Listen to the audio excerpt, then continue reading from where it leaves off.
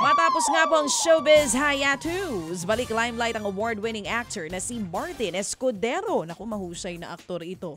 Aminado nga si Martin na na-miss niya ang pag-arte. Ngayon bumalik siya sa gay role matapos mapasama sa cast ng pelikula ni Kim Chiu at Paolo Avellino na My Love Will Make You Disappear. Nang magpahinga sa showbiz, pinasok naman ni Martin ang pagnenegosyo.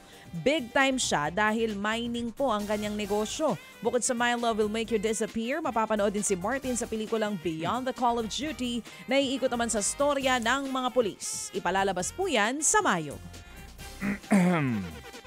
Samantala, po namang itinanggi ni Journey frontman Arnel Pineda ang fake news na hinatulan siya ng habang buhay na pagkakakulong sa Amerika. Fake news.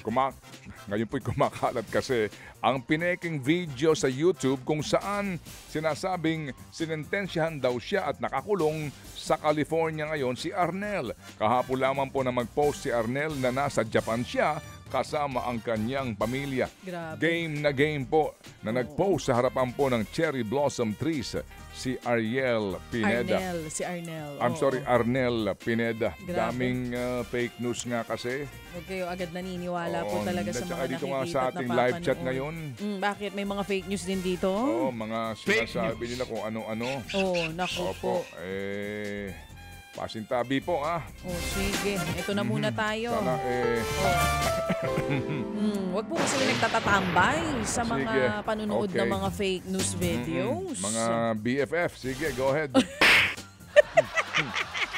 Ito na muna mga kapatid. Yan ang mga BFF. Okay, alam nyo hanggang na doon yun. tayo. Marami BFF. daw Sige. ka-BFF. Maraming manliligaw Okay. o nanliligaw ngayon kay Pilipinas Got Talent Judge Catherine Bernardo. Okay. Yan nga ang revelasyon ng ina ni Catherine na si Mommy Min. Pero ang paglilinaw niya, single pa rin ngayon ang kanyang anak. Malaki naman na daw ang tiwala ni Mommy Min sa mga desisyon ng kanyang anak sa buhay, lalo sa love life. Ay oo naman, hahayaan niya raw ang aktres na mamili kung sinong magugustuhan at mamahalin nito. Naunang kumalat ang chismis na nanliligaw si Alden Richards at Lucena City Mayor Mark Alcala kay Catherine. Pero wala pong kumpirmasyon yan kung yan ba'y may katotohanan. Samantala, sa programa ni Nanay Christy. Hindi na ba sila ni Daniel? Uy, ang tagal na! Ikaw talaga. Doon nga sa programa ni Nanay Christy, binanggit niya na may nililigawan daw si Daniel sa Baguio City. Na doon siya may napusuan. Yun ang sabi ni Nanay Christy. Mamaya, pakinggan niyo po ito sa programa ni Nanay Christy. Ayun. Mula po naman sa drama, abay sasabak naman daw sa mas malalim na aktingan ang ating kapatid star na si Cedric Juan. Gaganap po siya bilang isang pulis sa Audience Choice Awardee ng Cinemalaya 2024 na Gulay Lang Manong. Iikot po ang kwento kay Ariel Lacson na gagampanan po ni Cedric at sa pagtulong niya sa isang magsasaka na mailigtas ang apo nito mula sa marijuana cartel.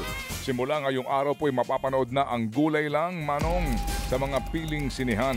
Ang pagpapalabas daw nito ay bilang suporta sa mga pelikulang Pilipino na makapaghatid ng kanilang mensahe sa mas maraming manonood. Samantala, magkakaroon naman po ng audition dito sa Pilipinas ang K-pop talent agency at music label na Black Label. Bukod nga sa Pilipinas, magkakaroon din ng audition sa iba't ibang bansa tulad ng Thailand, Singapore, America, Australia, New Zealand at maging sa Japan. Ang Manila audition gaganapin po mga kapatid sa May 11. Dapat daw ay pinanganak, pwede ako dito, mula 2006 hanggang 2015 ang mga aplikante.